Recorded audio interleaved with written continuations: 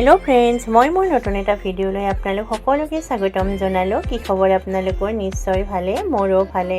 एया रातिपुवा आजि पाकघৰৰ পৰা भिडिओটো आरम्भ কৰিছো। एया এতিয়া राजमाह मटर এনেকৈ বনাইছো ঘুগুনি। আকৌ এয়া মই গৰম পানী বহাই দিছো, আটাটো মাৰি থৈছো। এয়া বনাই আছে এতিয়া সৰু সৰুকে পুৰি বনাইছো।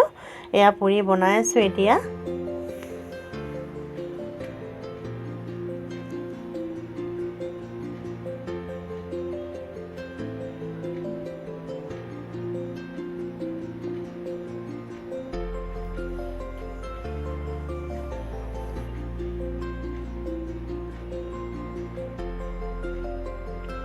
এয়া এতিয়া মই ব্ৰেকফাষ্ট হৈ গ'ল। এয়া ল'ৰা ছোৱালীকেইটাক দিলোঁ আৰু ময়ো খাব লৈছোঁ। এয়া এতিয়া খাই লওঁ। এতিয়া খাই লৈ তাৰপিছত দুপৰীয়া সাজৰখিনি জোগাৰ কৰিবলৈ হ'ব।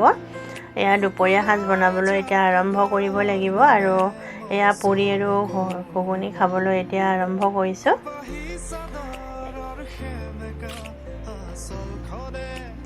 এয়া এতিয়া খাই লওঁ, তাৰপিছত চাই থাকিব ভিডিঅ'টো।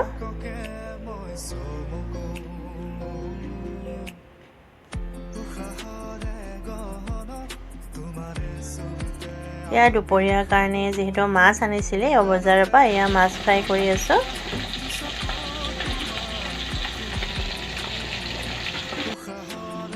এইটো আমি চেনি পুঠি বুলি কওঁ, কোনে কি বুলি কয় জনাব, কমেণ্ট কৰিব আপোনালোকে।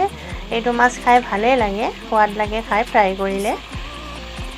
এয়া মাছখিনি ফ্ৰাই মোৰ হৈ গ'ল। আৰু এনেকৈ ভেন্দি বেঙেনা এনেকৈ ভাজি এখন বনাইছোঁ আৰু দাইল বনাইছিলোঁ।